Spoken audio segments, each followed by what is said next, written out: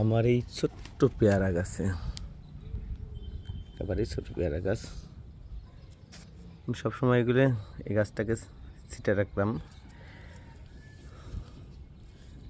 ডালপালাগুলো কেটে ছোট ছোট রাখতাম, যাকে বনসাই বলে।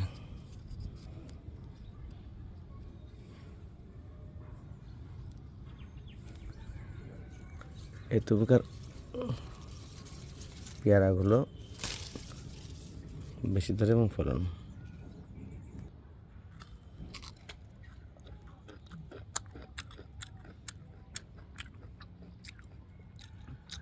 অনেক মিষ্টি।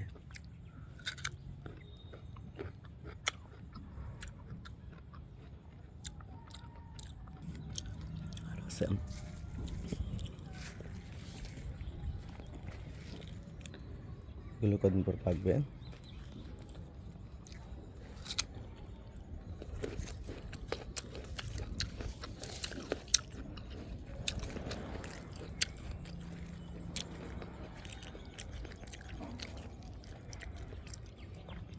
আমার ছাদে এখন অনেক কাজ, এটা ধরে চলতে আরো মিষ্টি, সব ছোটো ছোটো গাছ।